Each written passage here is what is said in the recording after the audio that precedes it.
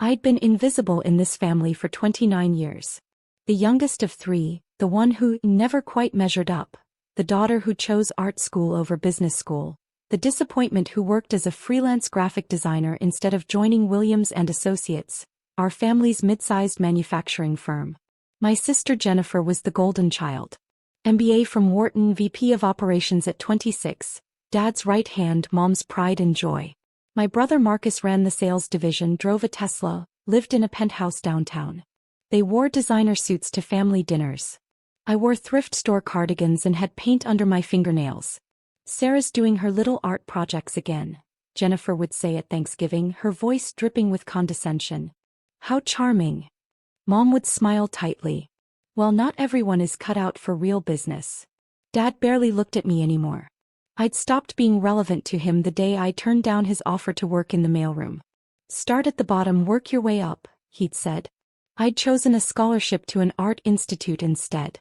He'd called it throwing away your future. What they didn't know, what none of them knew, was that I'd been working 3 jobs through art school. Freelance design by day, coding websites at night, learning investment strategies in every spare moment. While they were building their careers inside Dad's company, I was building something else entirely. By 23, I'd saved $50,000. I started investing. Small positions at first, learning the markets, making mistakes, recovering. I discovered I had a talent for reading financial statements, for seeing value where others saw risk. My portfolio grew. By 25, I had $200,000. By 27, $1.2 million. And then I'd done something they never suspected. I'd started buying shares of Williams and Associates. The company had gone partially public 5 years ago when Dad needed capital for expansion. He'd retained 40% ownership, Jennifer had 12%, Marcus had 8%. The remaining 40% was split among various investors and employees. Dad thought he maintained control. He was wrong. I'd spent 2 years quietly acquiring shares through shell corporations and investment vehicles. Different names, different entities, all leading back to me. I'd bought out retiring employees, purchased from frustrated investors, accumulated position after position. I'd spent nearly $80 million total leveraging my returns, taking calculated risks. Now I own 78% of Williams and Associates. My father owned 40%. I own nearly double his stake. I controlled the company completely. And they had absolutely no idea. The Christmas board meeting was Jennifer's idea. A family business update, she'd called it, scheduling it for December 23rd, right before the holiday break. Just the core family, she'd specified. Decision makers only. I'd arrived in my usual jeans and sweater, carrying my laptop bag. Jennifer had looked me up and down. Sarah, what are you doing here? You said family meeting, I'd replied calmly. Family business meeting, Marcus corrected, adjusting his Rolex. You're not part of the business. I'm part of the family. Dad had sighed from the head of the conference table. Let her stay. She can take notes or something. So I'd sat in the corner, opened my laptop, and started typing while they discussed Q4 projections, expansion plans, and a major acquisition they were considering. A $50 million purchase of a competing manufacturer that would position Williams and Associates as the regional market leader. This is the big one, Jennifer had said, her eyes bright with ambition. This puts us on the map. National recognition. Maybe even international opportunities. The financing is tricky, Dad admitted. We'll need to leverage our credit lines, bring in additional investors. Marcus, you'll need to court the venture capital firms. Already on it, Marcus said confidently. I've got meetings scheduled with 3 firms next week. Jennifer had pulled up a presentation on the main screen. Growth projections. Market share estimates. Revenue forecasts. It was impressive work. She was good at her job, I'd never denied that. But she was also cruel in ways that Dad never noticed. Of course, this is confidential, Jennifer had said, glancing at me. Family only. She'd emphasized the word family, in a way that clearly excluded me. I'd continued typing. Actually, Jennifer had said, her voice taking on that particular edge I knew so well. Sarah, maybe you should step out for this part. This is sensitive business information. I'd looked up. I'm family. You're not part of the business, she'd repeated. You've made that very clear over the years. You chose your little creative career over this company. You can't have it both ways. Marcus had nodded. She's right. This is for stakeholders only. Stakeholders, I'd repeated quietly. People with actual investment in the company's success, Jennifer had explained slowly as if I were a child. People who've dedicated their careers to building this business. Not people who paint. I do graphic design. Whatever. She'd waved her hand dismissively.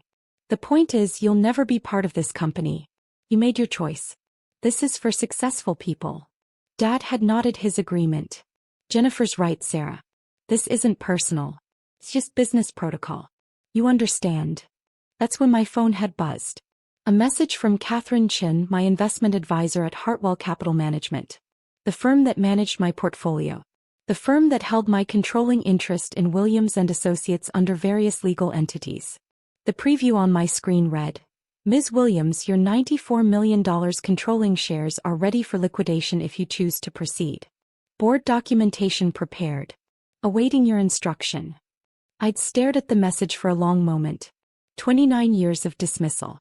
29 years of being told I wasn't good enough, wasn't serious enough, wasn't part of the real family. 29 years of watching Jennifer receive praise for achievements I could have matched if anyone had believed in me. The acquisition they were planning would be transformative for the company. It was a smart move. Jennifer's analysis was solid. But they'd need every dollar of credit, every investor relationship, every bit of financial stability to pull it off. And I could end it with a single phone call. Sarah. Jennifer's voice cut through my thoughts. Did you hear me? We need the room. I'd looked up at her. Then at Marcus, smirking beside her. Then at Dad, who couldn't even meet my eyes. Actually, I'd said calmly, I think I'll stay. Jennifer's expression had hardened. This isn't optional. Get out. I'm a stakeholder, I'd said quietly. Marcus had laughed. What, you bought one share so you could attend meetings? That's pathetic even for you. Not one share, I'd replied. 78% of them. The room had gone silent. What? Jennifer's voice was sharp. I turned my laptop around, showing the screen. Catherine's message. Below it, the portfolio summary. Williams & Associates Holdings. 78.3% ownership across multiple acquisition vehicles. Total investment, $79.4 million. Current value, $94.2 million. Dad had stood up, grabbing the laptop, his face going pale as he scrolled through the documents. This can't be real. It's real, I'd said. I've been acquiring shares for 2 years. Shell Corporation's investment trusts, strategic purchases. All legal. All documented. I control this company, Dad. I have since October. You. Jennifer's voice had risen. You can't afford. This is impossible. Where would you even get this kind of money? I earned it, I'd said simply. While you were working your way up Dad's corporate ladder, I was building my own portfolio. Tech investments mostly. Some real estate. I did well. Marcus had been staring at his phone, his face growing red. The shareholder registry. There are listings here for HCM Holdings, Westridge Capital, Pinnacle Investments. All mine, I'd confirmed. Different entities, same owner. Me. This is fraud, Jennifer had snapped. You can't just secretly buy up a company. It's completely legal, I'd interrupted. I filed all the proper documentation. The SEC has every required disclosure. You just never bothered to check who was behind the acquisition entities. Dad had sunk back into his chair. 78%. Which means I control the board, I'd said. I control major decisions. Including this acquisition you're planning. The implications had started to sink in. I watched it happen in real time, Jennifer's face going from red to white, Marcus's hand trembling as he set down his phone, Dad's eyes fixed on the table in front of him. The acquisition. Dad had started. Requires board approval, I'd finished. Which requires my approval. Since I hold the controlling interest. Jennifer had recovered first, her voice taking on a pleading tone I'd never heard from her before. Sarah, this acquisition is crucial. It's a game changer for the company. You saw the projections. This could transform everything. I did see them, I'd agreed. They're impressive. You've done good work. Then you'll approve it? Marcus had asked hopefully. I'd smiled slightly. You just told me I'll never be part of this company. That this is for successful people only. That I don't belong here. That was a misunderstanding, Jennifer had started. Was it? I'd asked. Because you've been saying versions of that for my entire life. At every family dinner, every holiday, every gathering. I'm the failure. The disappointment. The one who chose wrong. We didn't mean. You meant every word, I'd said calmly. And that's fine. You're entitled to your opinions. But you're not entitled to my money. Dad's phone had started ringing. He'd glanced at the screen, his face going even paler. It's Richard from First National. Our primary bank. You should probably answer that, I'd suggested. He'd stepped into the hallway. Through the glass conference room walls, I'd watched him talk, watched his expression shift from confusion to shock to something like panic. He'd come back in, his hand shaking slightly. They're calling our credit line, he'd said hoarsely. Richard says there's been a change in the shareholder structure that affects our debt covenants. They need to reassess our lending terms. That would be my acquisition, I'd said. Changes in controlling interest trigger covenant reviews. Standard banking practice. Jennifer's phone had buzzed. Then Marcus's. Both of them had looked at their screens, then at each other. The VC firms, Marcus had said. They're all backing out. They're saying there's uncertainty about company leadership. Word travels fast in investment circles, I'd observed. My own phone had rung. Catherine. I'd answered on speaker. Ms. Williams, I'm getting calls from several parties interested in your Williams and Associates holdings. There are 3 firms wanting to discuss acquisition of your position. Shall I tell them you're open to offers? Not yet, I'd said. I'm still evaluating my options. Understood. Also, I have the paperwork ready if you want to call an emergency board meeting. As controlling shareholder, you have the right to remove and appoint board members at will. Thank you, Catherine. I'll let you know. I'd ended the call. 3 sets of eyes had been staring at me. You're going to destroy the company, Jennifer had whispered. Everything Dad built. Everything we've worked for. I'm not going to destroy anything, I'd said. I'm going to make a business decision. The same way you've been making business decisions. The same way you decided I wasn't worth including. Sarah, please, Dad had started. Let me ask you something, I'd interrupted. If I had walked in here 2 years ago and said I wanted to invest in the company, wanted to be part of the business, what would you have said? Silence. Would you have taken me seriously? Would you have accepted my money? Or would you have laughed and told me to stick to my art projects? More silence. That's what I thought, I'd said quietly. So I didn't ask. I just did it. I built my own success, made my own money, and bought my way in. Because that's the only language you understand. Power. Money. Control. Marcus had tried a different approach. Look, we were wrong. We should have respected your choices. But this acquisition, it's not just about us. It's about the 200 employees counting on this company. It's about the community. The legacy. Don't, I'd said sharply. Don't try to guilt me with the employees. Where was your concern for people when you mocked my career? When you told everyone at Thanksgiving that I was wasting my life? His mouth had closed. My phone had buzzed again. Another message from Catherine. Reuters is reporting unusual trading activity in Williams and Associates shares. Expect media inquiries. Dad had seen it. Media. A $94 million position in a mid-sized manufacturing firm? I'd said. That's newsworthy. Especially when the controlling shareholder is the owner's daughter who was supposedly estranged from the business. Jennifer had stood up abruptly. What do you want? Money? Is this about money? We can arrange a buyout. We can find investors to purchase your position at a premium. With what capital? I'd asked. Your credit lines are being reviewed. Your VC partners are backing out. Your acquisition is stalled. Where exactly are you going to find $100 million to buy me out? We'll find it, she'd insisted desperately. Maybe you will, I'd agreed. But it'll take time. Months probably. Meanwhile, your acquisition target will move on to other buyers. Your market opportunity will close. Your expansion plans will collapse. Dad had finally spoken, his voice rough.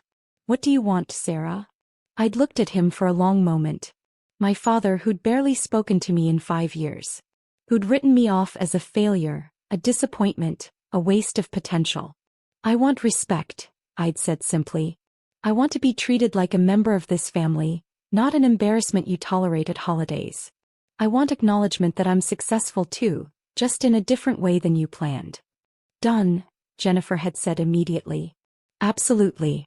We respect you. We always have. Don't lie, I'd cut her off. Not now. You didn't respect me. You don't respect me. You respect my money. There's a difference.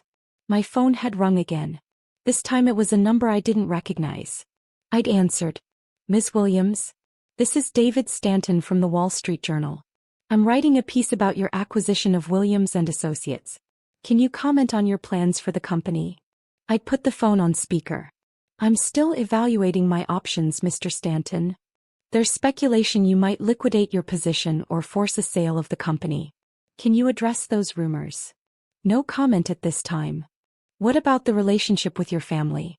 Sources say there's been tension between you and the existing management team. I'd looked directly at Jennifer. I'd say that's an accurate characterization. Are you planning to replace the current leadership? As controlling shareholder, I have many options available. I'll be making decisions that serve the best interests of the company and its shareholders. Including yourself. Including myself, I'd agreed and ended the call. Jennifer had looked like she might be sick. The Wall Street Journal? This is going to be everywhere. Everyone will know. That you treated your sister like garbage and it backfired spectacularly? I'd finished. Yes. They probably will. Dad's phone had rung again. Then Jennifer's. Then Marcus's. All of them had stared at their screens but none had answered. That'll be the board members, I'd said. The ones who aren't family. They're probably wondering what's happening to their investments. You're really going to burn it all down, Marcus had said bitterly. Just to prove a point. I'm not burning anything down, I'd corrected. I'm making you understand something you should have learned years ago. I'm not less than you. I never was. I just chose a different path. And it turns out my path was more successful than yours. Catherine had called again. I'd answered. Ms. Williams, I have the CEO of Hartwell Capital on the other line. He'd like to speak with you about your holdings. Also, I'm receiving inquiries from 3 major investment banks about potential leveraged buyout scenarios. And, this is significant. I just got a call from Malcolm Chin at Sterling Ventures. He represents a consortium interested in acquiring Williams & Associates entirely. They're offering $180 million. The room had gone completely silent. That's above market value, I'd observed. Significantly. They see the acquisition opportunity you were discussing. They want to complete that deal themselves and consolidate the market position. With their capital, they could execute immediately. What would that mean for existing management? Typically, complete restructure. New leadership team. Current executives would likely be offered severance packages. I'd looked at my family. Dad's face was ashen. Jennifer looked like she was going to cry. Marcus was staring at nothing, his jaw clenched. Thank you, Catherine. I'll consider it. They need an answer by end of day tomorrow. This is a time-sensitive opportunity. Understood. I'd ended the call and stood up. I'm going to go now. You all have a lot to think about. So do I. Sarah, wait, Dad had started. I'll let you know my decision, I'd said. About the acquisition. About the company. About everything. But I'm going to think about it on my own terms, not yours. This is our lives, Jennifer had said, her voice breaking. Our careers. Everything we've built. Yes, I'd agreed. It is. Just like my career was my life and you spent years telling me it didn't matter. That I didn't matter. That I'd never be successful, never be part of this family's real legacy. We were wrong, Dad had said quietly. Sarah, we were wrong. I'd paused at the door. Yes. You were. And now you're going to find out what being wrong costs. I'd walked out, leaving them in the conference room. By the time I'd reached my car, my phone was exploding with calls. Investment firms. Media outlets. Business reporters. The board members. Family friends. Everyone suddenly very interested in Sarah Williams, the overlooked daughter who turned out to own everything. I'd driven to my small apartment, Not penthouse, not mansion, just a modest one-bedroom in a decent neighborhood, and sat on my couch. My laptop was open, showing real-time updates. Williams and Associates stock price was fluctuating wildly on the private markets. News articles were already being published. Secret shareholder revealed in family business drama. Estranged daughter controls manufacturing firm. Williams and Associates in turmoil as hidden majority owner emerges. My phone rang. Mom this time. Sarah? What's happening? Jennifer called me crying. She says you're going to sell the company? Your father's life work. I might, I'd said calmly. How could you? How could you do this to your family? How could I? I'd repeated. Mom, do you remember my art school graduation? You didn't come. You said it wasn't worth taking time off work. But you took a week off for Jennifer's MBA graduation. Do you remember my 30th birthday? I invited everyone for dinner. No one came. You all had a family business dinner that I wasn't invited to. On my birthday. That's different. It's not different. It's the same pattern over and over for my entire adult life. I wasn't worth your time unless I was doing what you wanted me to do. So I stopped asking for your time. I built my own life. And it turned out to be more successful than you ever imagined. So this is revenge. You're going to destroy everything your father built because we hurt your feelings. No, Mom. This isn't revenge. Revenge would be destroying it.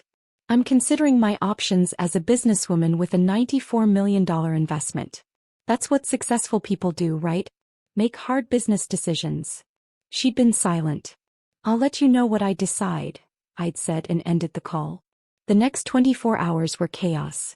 The story had gone national. Forbes picked it up. Bloomberg covered it. My inbox was flooded with interview requests, investment proposals, and messages from people I hadn't heard from in years. The Sterling Ventures offer was real. $180 million for the entire company. They'd restructure, complete the acquisition that Jennifer had planned, and build the empire my family had dreamed of. Just without my family running it. I'd sat in my apartment looking at the offer, thinking about everything. 29 years of being dismissed. Years of watching my siblings receive praise I never got. Years of family dinners where my accomplishments were charming, while theirs were impressive. But I also thought about the 200 employees. The real people whose lives depended on the company. The legacy that, despite everything my father had built from nothing. The fact that Jennifer's acquisition plan really was smart and Marcus's sales strategy really was working, and the company really did have potential. And I thought about who I wanted to be. Did I want to be the person who burned it all down? Or did I want to be better than they'd been to me? On December 24th at 4:47 p.m., I'd called Catherine Chin. I'm not selling, I'd said. You're keeping your position? I'm keeping my position. And I'm approving Jennifer's acquisition. But I'm restructuring the board. I want a seat. Not as silent investor but as active board member. I want quarterly meetings where I'm treated as the controlling shareholder I am. And I want company bylaws updated to reflect reality. Consider it done. Anything else? Yes. I want a formal apology from the executive team. In writing. Delivered to every board member and every department head. Acknowledging that they failed to respect a major shareholder and outlining steps to improve company culture. That's unusual. So is buying 78% of your family's company without them noticing, I'd said. Draft the documents. I'd sent the message to Dad's phone. Acquisition approved. Board restructure to follow. Check your email for terms. He'd called immediately. Sarah? You're approving it? You're not selling. I'm not selling. But things are going to change, Dad. I'm not the invisible daughter anymore. I'm the majority shareholder. And you're all going to treat me accordingly. Yes. Absolutely. Thank you. Sarah, I don't know what to say. Start with the apology letter, I'd said. Make it good. You've got a lot to apologize for. The acquisition had gone through. Williams and Associates had completed the purchase of their competitor, expanded their market position and secured the financing they needed, because banks and investors were a lot more confident when they knew the controlling shareholder was a woman who'd turned $50,000 into $94 million. The business press had loved the story. The hidden genius of Sarah Williams. How one woman outsmarted her family's business empire. Underestimated daughter becomes controlling shareholder. At the next board meeting in January, I'd sat at the table. Not in the corner taking notes, but in a board seat with my nameplate and my voting authority displayed clearly on the agenda. Jennifer had been polite. Professionally polite. Marcus had been respectful.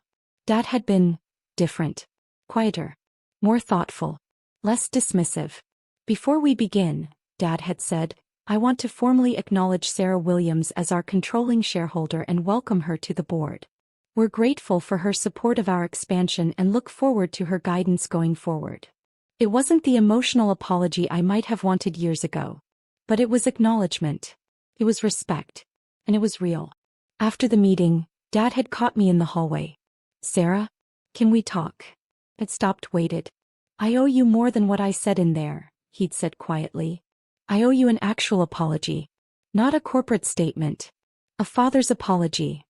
Okay. I underestimated you. For years. I thought because you didn't choose my path you weren't successful. I was wrong. You're more successful than any of us.